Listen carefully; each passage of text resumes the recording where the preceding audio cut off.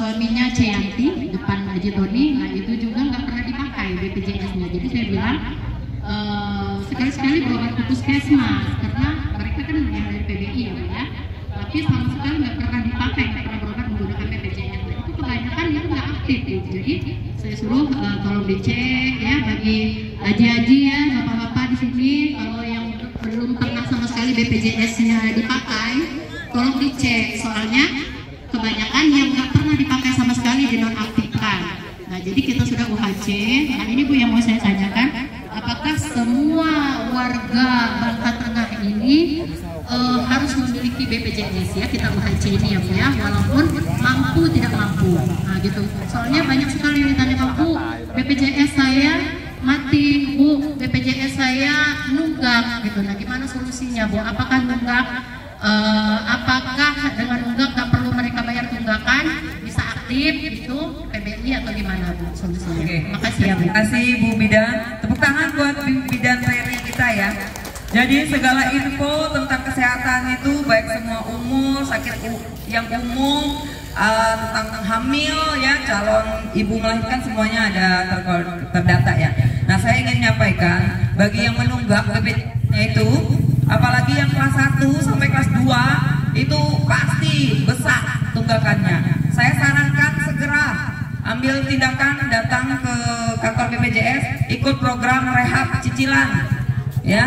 Kalau yang mampu, kalau yang benar-benar tidak mampu itu bisa juga diaktifkan. Kalau lagi sakit terutama, cicilannya itu kita cicil, tapi BPJS itu aktif, bisa berobat ya, seperti itu ya. Jadi kalau yang menunggak nih ya, kalau aja kelas 1, kelas 2, mohonlah jangan diem-diem.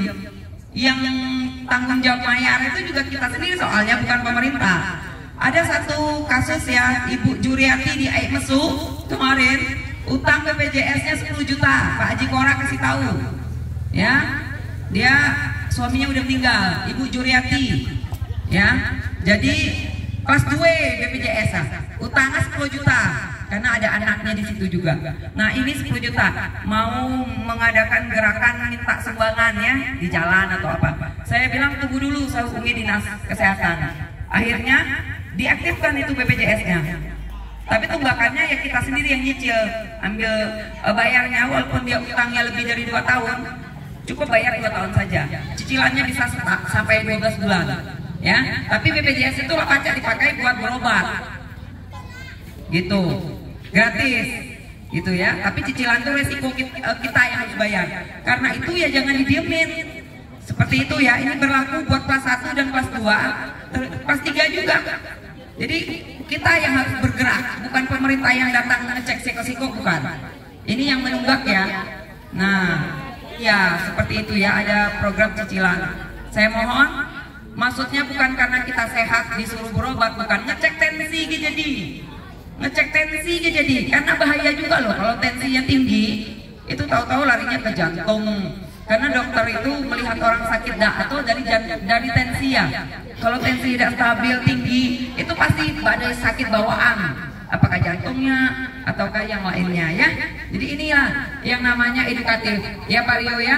Ibu Mehwa di sini sedang melakukan penelitian ya, model seperti apa yang pas untuk kita gotong royong bersama-sama, berkolaborasi bahasa kerennya, supaya pemerintah daerah bisa melakukan upaya peningkatan pelayanan kesehatan. Saya sampai sekolah lagi loh, S3 di IPDN. Ini lagi nyusun kajian ilmiahnya.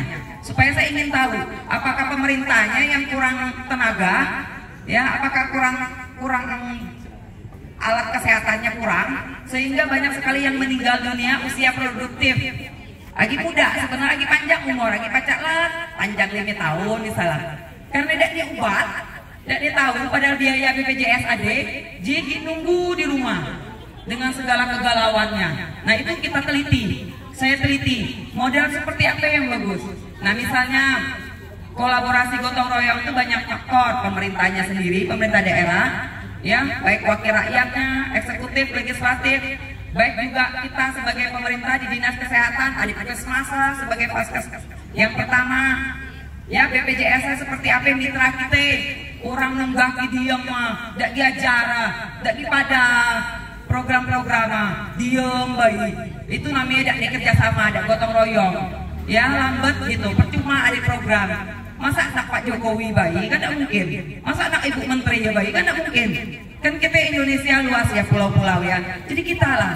Terus dari media misalnya wartawan juga memberitahu nih loh ada program.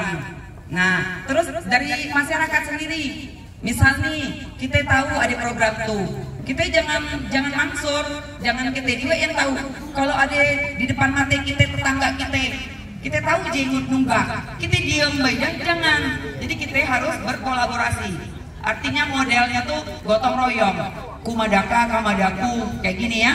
Ini juga salah satu model untuk kita bergotong royong supaya info. Nah, Ibu Bidan juga yang sering didatengin masyarakat pada Ibu bahwa kita lagi ini lagi tuh harusnya orang BPJS nempel program-programnya di tempat Ibu di kantor desa. Di kantor desa tuh harusnya ada bayi ya PG. Segala pusat informasi harus ada semua. Bikin papan pengumuman nanti ya. Oke, nanti kita bisa tanya-tanya lagi. Yang mau menyampaikan aspirasi bisa pakai catat, pakai pada ya ke Ibu Mewah. Sekarang DLH, saya mohon